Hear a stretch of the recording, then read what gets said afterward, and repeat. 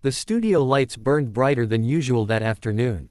The audience had already been buzzing online for days after Oprah announced her next guest, Congresswoman Jasmine Crockett. The last time the two met on live television, their conversation had gone viral for all the wrong reasons. Viewers called it the most uncomfortable Oprah moment in years. But this time, Oprah promised something different: truth, healing, and accountability. As the cameras rolled, Oprah sat with her usual calm poise. Her eyes, though gentle, carried a sharp awareness. She turned toward the stage as the announcer's voice boomed. "Please welcome, Congresswoman Jasmine Crockett." Jasmine walked out in a bold red suit, chin up, smile unshaken. She waved to the cheering crowd, though some applause felt hesitant, unsure. Oprah extended her hand. Jasmine shook it, maintaining eye contact that almost felt like a silent challenge. "Jasmine," Oprah began with that unmistakable velvet tone, "the last time we spoke, you accused me of bias, and you walked off my stage. A lot has happened since then. Why did you agree to come back?"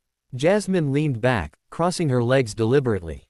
"Because I believe in second chances, Oprah. And maybe, just maybe, I thought you deserved one." A ripple of laughter, nervous and sharp, ran through the audience. Oprah smiled faintly but didn't flinch. "So," she said, "you're saying I needed the second chance." "That's right," Jasmine replied. "Because people in your position often control the narrative. You ask hard questions, but who asks them back to you?"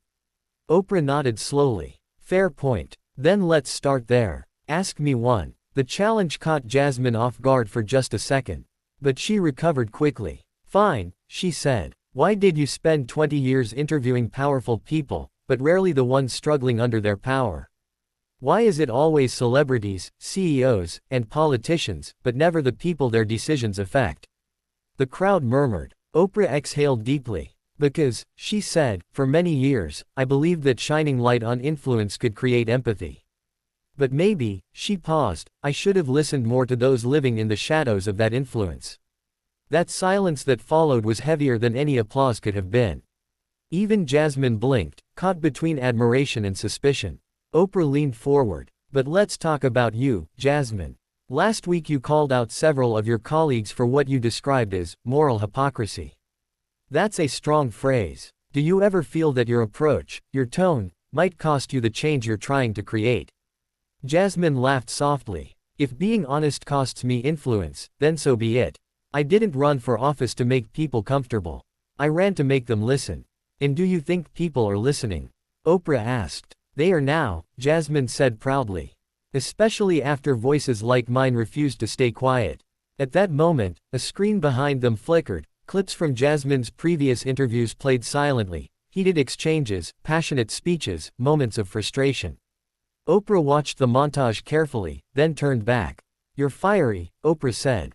"Some admire that. Others say it's arrogance." Jasmine's eyes narrowed slightly. "When a man is passionate, they call him strong. When a woman is, they call her angry. You tell me what that says about our society, Oprah." That line earned a burst of applause. Even Oprah nodded, conceding the point. "You're right about that," she said. "But here's what I wonder, Jasmine, is it possible that in fighting so hard against the system, you've started mirroring the same aggression you claim to oppose?" The air shifted. The question landed like a quiet explosion. Jasmine hesitated. Her jaw tightened. "I fight because I have to," she finally said. "If I speak gently, they ignore me. If I speak firmly, they fear me. I'm not here to make peace, I'm here to make progress." Oprah studied her closely, then asked softly, "And what happens when progress requires peace?" That question silenced the room. Even the cameras seemed to stop humming.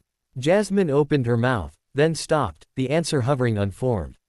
For a long moment, the two women simply looked at each other, one a legend who'd built her empire on empathy, the other a rising voice built on defiance.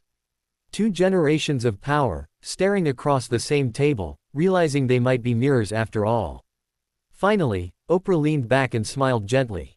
"Jasmine, I don't bring people here to win or lose. I bring them here to reveal." "And what did you reveal today?" Jasmine asked quietly. Oprah's eyes softened. "That maybe, sometimes, the fight outside isn't as hard as the one inside." The crowd erupted, not with cheers, but with something deeper, reflection. Even Jasmine, who had entered with defiance, now looked thoughtful, almost humbled. As the closing music began to play, Oprah turned to the camera with her signature composure. "In every battle," she said, "there are two truths, yours and mine. The real power is when both can sit at the same table." But as the lights dimmed and the applause swelled, Jasmine leaned toward her and whispered something only Oprah could hear. Oprah's face froze for a second, then she smiled, looked back at the audience, and said 5 simple words. "That will end the show." The music cut abruptly. The credits didn't roll. The cameras went black. The world woke up to chaos the next morning. Social media was on fire. Hashtag Oprah vs Crockett was trending worldwide. Clips of the final 5 seconds, Oprah freezing, the abrupt cut, the missing credits, dominated every platform. What did Jasmine say? People demanded. Every fan theory flooded the internet. Some said Oprah had been insulted, others claimed she'd been threatened, and a few even believed the show was staged. But one thing was certain, the moment was real. By noon, Oprah's production team confirmed an emergency press conference.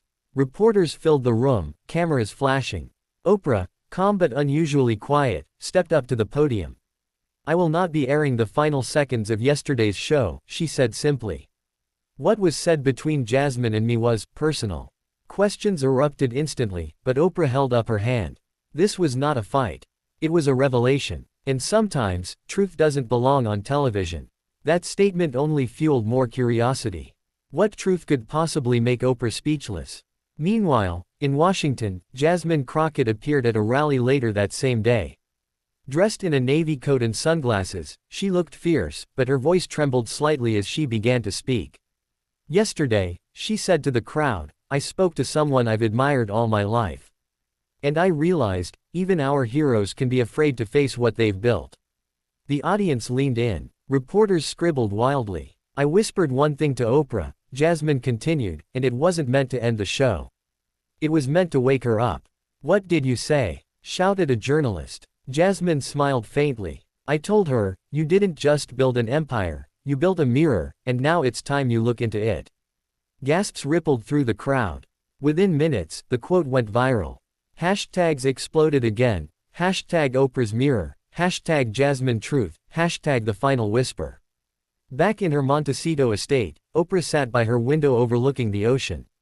Gayle King, her longtime friend, sat across from her, coffee untouched. "You knew she'd push you," Gayle said softly.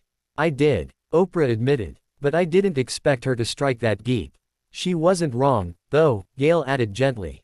"You've been the mirror for everyone else, maybe it's time to reflect on yourself." Oprah sighed. "She's bold, raw, sometimes reckless, but maybe that's what the world needs now.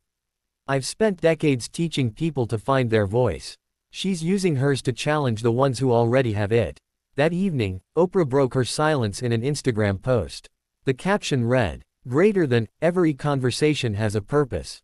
Yesterday's purpose was to remind me, and maybe all of us, that power must always serve truth, not protect it." The post hit 10 million likes within hours. But behind the calm words, the tension between the two women only deepened. A week later, Oprah invited Jasmine privately to her home. Cameras were banned. Just two women, sitting face to face again. No lights, no makeup, no audience. "You shook me," Oprah began. "That wasn't my goal," Jasmine said quietly. "I just wanted you to remember what it feels like to be unheard." Oprah's eyes softened. "You think I've forgotten? I think fame makes people forget how to listen," Jasmine replied. "You changed lives, Oprah. But maybe now it's time to change systems." For a long time, neither spoke. The ocean waves outside filled the silence. Then Oprah said, "You know what hurt me most about what you said on camera?" Jasmine looked up. "What?" "That you were right." The confession broke the wall between them. For the first time, Jasmine's guarded posture faded. "Then why end the show?" she asked. "Because," Oprah answered, "if I'd kept talking, I would have cried. And the world doesn't need another emotional Oprah moment. It needs me to act." The two women shared a quiet smile, not of agreement, but of understanding. Later that night, Oprah's team received a call. She had decided to air a follow-up special, titled, "The Mirror Within." It would not be about Jasmine alone, but about all voices of accountability, women, activists, journalists, who challenge power from within. When Jasmine heard the news, she smiled to herself. Now that, she murmured, is the Oprah I grew up watching. 3 months later, the special aired. It opened not with celebrities, but with ordinary people, teachers, mothers, community leaders, telling stories of standing up to power. And near the end, Oprah narrated, "Greater than, I once met a woman who told me I'd built a mirror. She was right. But mirrors don't just reflect, they reveal. What we choose to do with what we see, defines who we become." As the credits rolled, a short clip appeared unexpectedly, the missing ending of that original interview. The cameras turned back on after Oprah's, "That will end the show." She and Jasmine had stood up. Oprah reached out and hugged her.